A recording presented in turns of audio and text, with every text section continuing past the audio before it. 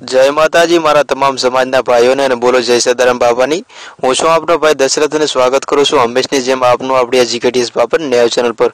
मित्रों अने मारा भाईओ ने मारा वडीलो आज जे अल्पेश ठाकोरना अने रॉयल गुजरात क्षत्रिय ठाकोर सेनाना जे समाचार संभळाववानो छुं ते मारी अवाजमां आ विडियो पेश करवानो छुं। बन्या रहो विडियो पर अने हाँ माराथी कांई भूलचूक थई जाय बोलवा चालवामां के मारी अवाजमां तो अમને माफ करजो मारा वडीलो मारा भाईओ। तो चालो आजना विडियोनी शरूआत करीए। ठाकोर समाजना जे बीजो पक्ष छे ते पोतानी जातने रॉयल क्षत्रिय ठाकोर सेना कहे छे। ए तो बधा लोको जाणे ज छे। पोतानी जातने पोते रॉयल क्षत्रिय ठाकोर सेना अने अल्पेश ठाकोर थी अलग माने छे। ते कहे छे के अमे रॉयल क्षत्रिय ठाकोर सेना छीए अने अमे अल्पेश ठाकोरनी वातोमां नथी आवता, अमे हवे जागी गया छीए। तो તેમના જે સમાચાર છે તે એ છે કે રાજભા ઠાકોર છે તે ફેસબુક પર ને તેમના સોશિયલ મીડિયા પર તમે જઈ અને ચેક કરી શકો છો।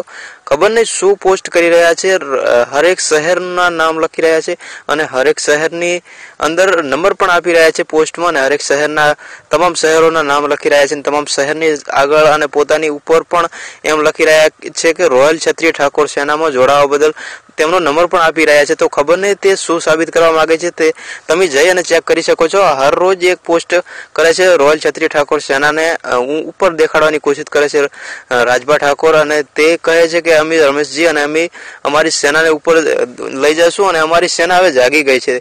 તો ભાઈઓ તમે પણ જાણો છો કે સેના આપણી એટલી ગાડી નથી અને समाज બધું જાણે છે। समाज કોઈની વાતોમાં નથી આવતી કારણ કે समाज ફક્ત ભોળી છે। મારા ઠાકોરો ફક્ત ભોળા છે, એટલા બધા ગાંડા કોઈ નથી, કોઈ પાગલ નથી કે તમે વાતે વાતે એમ કહો છો કે અલ્પેશ ઠાકોરે અમારા ઠાકોરોને છેતરી લીધા। તો અલ્પેશ ઠાકોરે કોઈને નથી છેતર્યા।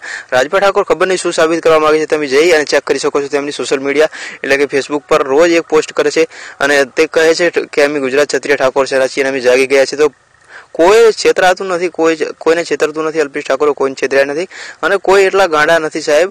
રાજભા ઠાકોરને જવાબ આપી શકો છો તમે ફેસબુક પર જઈને। અને સાથે સાથે આજના અલ્પેશ ઠાકોરના સમાચાર છે। અલ્પેશ ઠાકોરે કહ્યું હતું, અલ્પેશ ઠાકોરે જણાવ્યું હતું કે અડધો રોટલો ખાઈ અને હું ગરીબોની સેવા કરતો રહ્યો છું, પહેલો પણ કરતો આવ્યો છું અને આગળ પણ કરીશ। અને હા થોડાક જ સમયમાં હવે જે ચૂંટણી આવી રહી છે તે ચૂંટણીની પ્રચાર કરવા નીકળ્યા છીએ અને જે ચૂંટણીમાં ગરીબોની સરકાર બનાવવા નીકળ્યો છું। તો અલ્પેશ ઠાકોરે જણાવ્યું હતું કે મારે અડધો રોટલો ખાવો એ ચાલશે, સુખથી ખાવો છે, મારે કોઈ મતલબ એવો કોઈ નિર્ણય નથી લેવો કે જેના લીધે ગરીબોનું હિત થાતું રોકાણ થાય અને ગરીબોની સરકાર બનતી રોકાય। તો મારે ફક્ત ગરીબોની સરકાર બનાવવા નીકળ્યો છું અને હું બનાવવાની પૂરેપૂરો પ્રયાસ કરી રહ્યો છું અને પહેલા પણ કરતો હતો અને મને એમ થયું છે કે સરકાર વગર કાંઈ નથી।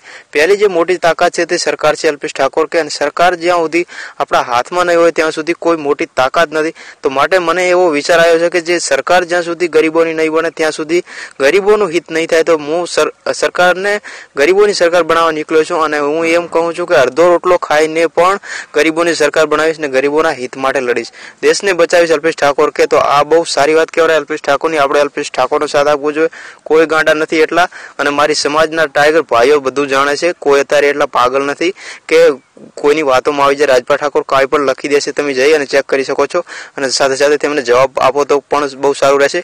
તો ચાલો મિત્રો આ હતા આજના સમાચાર જે આ વિડીયોમાં પેશ કર્યા। મારાથી કંઈ બોલવા ચાલવામાં ગમે તે ભૂલ થઈ ગઈ હોય મારા ભાઈઓ મારા વડીલો મને માફ કરજો। ચાલો મળીએ આગળ। અને હા એક રિક્વેસ્ટ કરવા માંગી, જો તમે મારી ચેનલ પર પહેલી વાર આવ્યા હો સબસ્ક્રાઇબ કરવાનું બિલકુલ ના ભૂલતા। આપણી સમાજની ચેનલ છે જીકેટીએસ બાબર ને હું છું તમારો ભાઈ દશરથ। ચાલો મળીએ આગળના વિડીયોમાં, ત્યાં સુધી જય માતાજી ને બોલો જય સદારામ બાપાની।